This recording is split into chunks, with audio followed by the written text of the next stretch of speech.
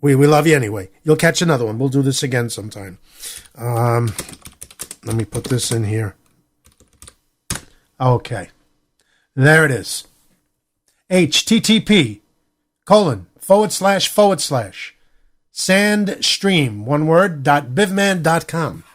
That's at 12 midnight tonight, or a little after. Takes about a minute or two to get things rolling and started, but the show starts around 12 midnight. Eastern Standard Time. That would be 9 o'clock in the West. And that's actually SL time. They go on West Coast time. All right, I think it's time we got started here, because what I'm going to do is I've got a couple of things to talk about. They're going to be quick. I'm not going to really rant tonight about a lot. Then what we're going to do is we're going to play some more music. We'll probably take that out for the whole rest of the evening. But I'm going to open up the phone lines. So if you guys want to call or something you want to say, boom, you're on the show. And we'll just keep moving and take calls and see how that rolls. All right? We'll do this tonight, and I think tomorrow night, too. Because tomorrow night I'll be on as well. So we'll do that again tomorrow night. But right now, let's get fired up. I am the god of hellfire, and I bring you fire. I'll take you to burn. Fire. I'll take you to learn. I'll see you burn. You've been living like a little girl in the middle of your little world. I'll take you to burn.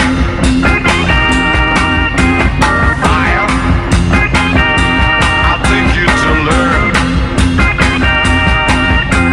I'll see you burn. That's right, ladies and gentlemen. I'll see you burn. It's time to get fired up. Fired up. Fired up. It seems now, it now begins, ladies and gentlemen. The great failing Democratic Party, the party of we didn't know, and we're working on it 24/7, and Harry Reid's, well, it's the Republicans that can't get anything done syndrome, are now beginning to eat their own. That's right. After the ass kicking they got this administration just last Tuesday, a week ago, today actually began to, what's the word I'm looking for? Well, eat its own. Valerie Jarrett. I mentioned her briefly on yesterday's show. Now, today, she is being cannibalized by her own party. That's right. Cannibalized, I tell you. Now they're looking for a scapegoat, as if the American people don't know that the President of the United States is responsible for all of his policies, like he said just before the election, and until the election came, and he got his ass whipped, and the Democrats got their asses whipped. And again, not because of the Republicans, but because the American people are fed up with being lied to. And I proved that to you last night. We got more on that in just a little while. But for those of you who don't know, Valerie Jarrett is one of the closest aides to the president. She's been with him right from the beginning, from the very beginning, in fact, even before the beginning. And everywhere he goes, she goes. Every meeting he's in, she's in. She's been his backbone, his consigliere, if you will. And now, after all the ass kicking, here's what's going on.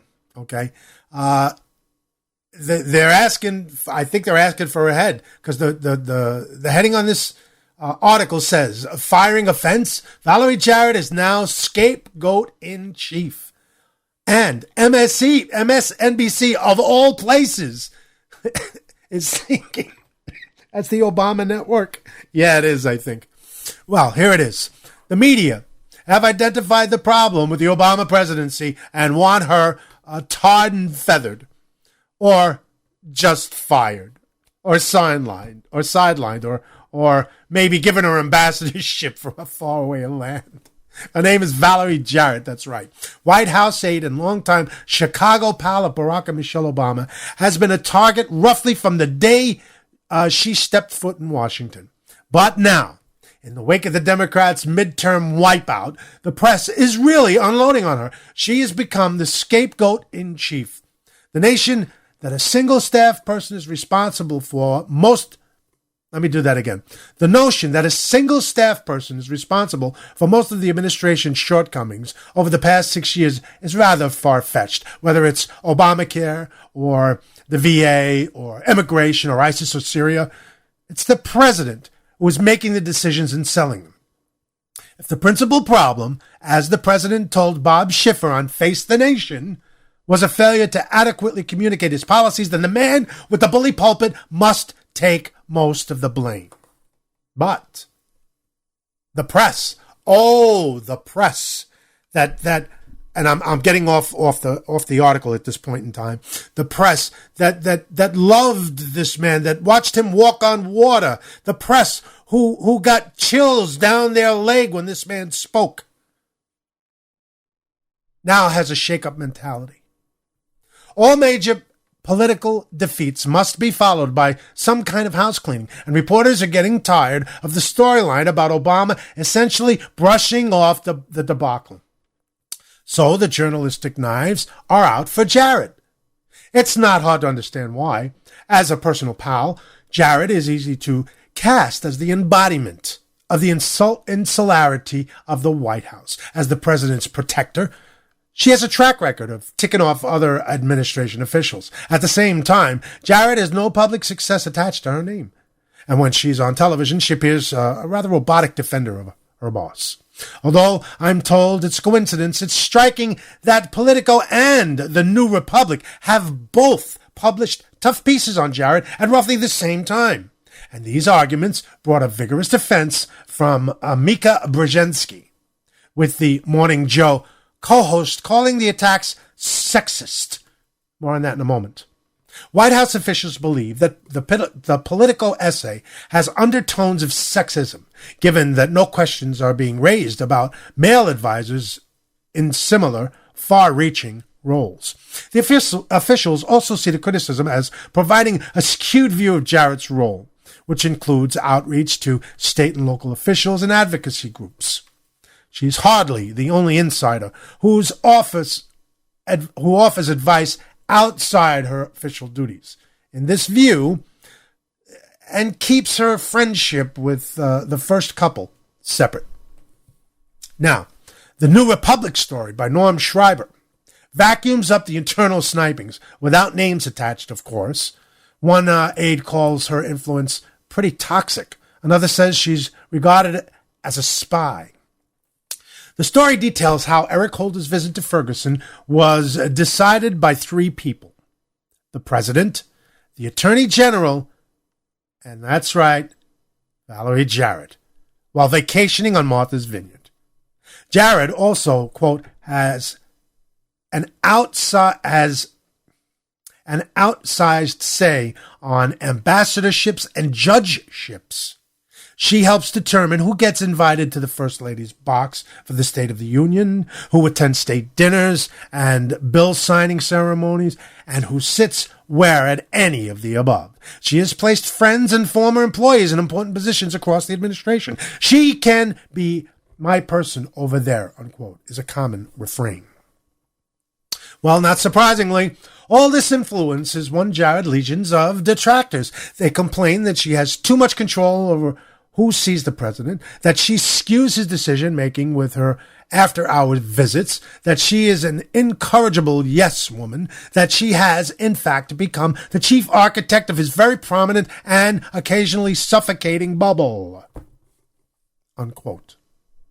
In fact, Obama's aides were stunned when Jarrett told Obama on Air Force One during the campaign, "Mr. President, I don't understand how you're not getting 85% of the vote," she said.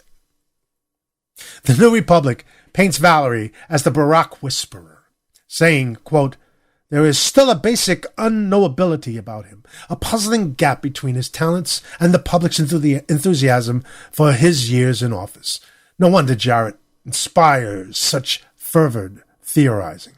She is the closest we have to a human decoder ring, the only person who can solve the mystery of why this president has left so many feeling so unfulfilled, unquote.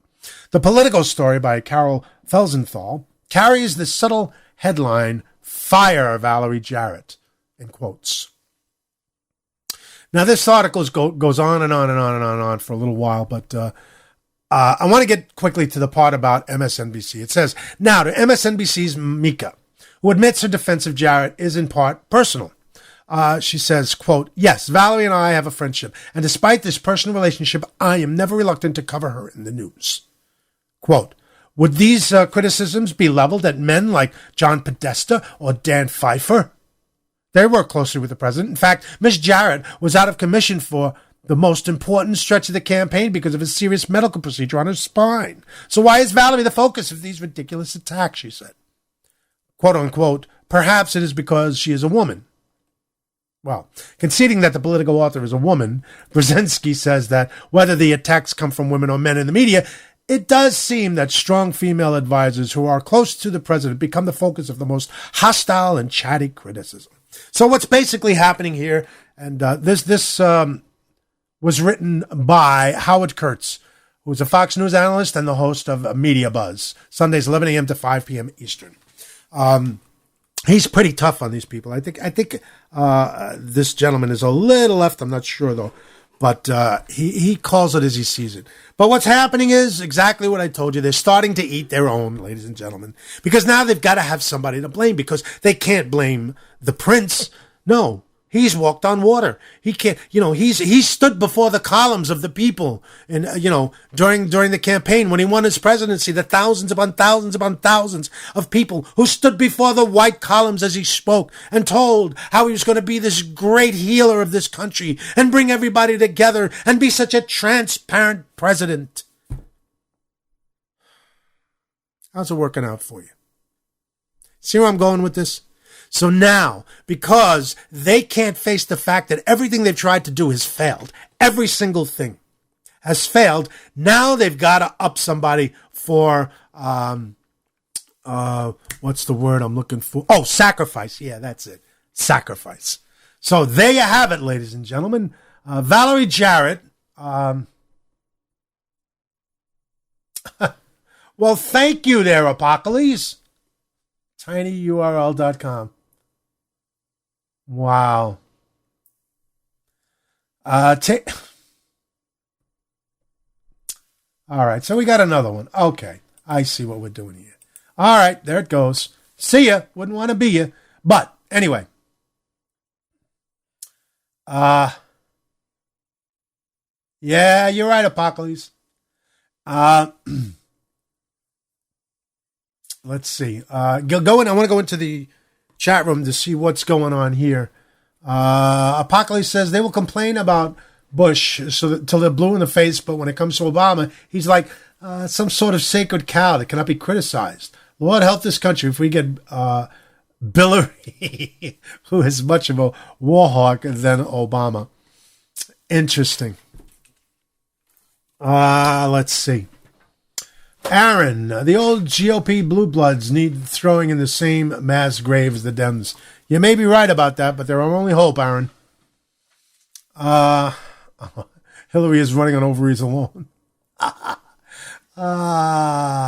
Anyway, moving on. Let's see. Basically, you aren't electable unless you are some sort of... Apocalypse. Interesting. But there you have it.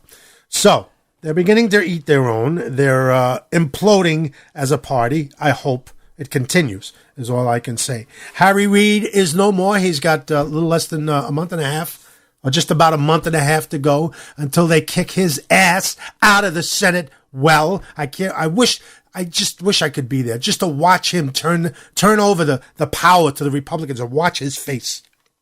I'm sure it'll be televised, but I'd love to be standing there on the floor of the Senate, just to see that. That would be the most wondrous thing I could ever Imagine.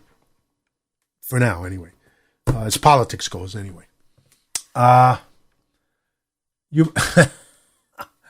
Here we go. Truth Porn Militia in the house. Pumpkin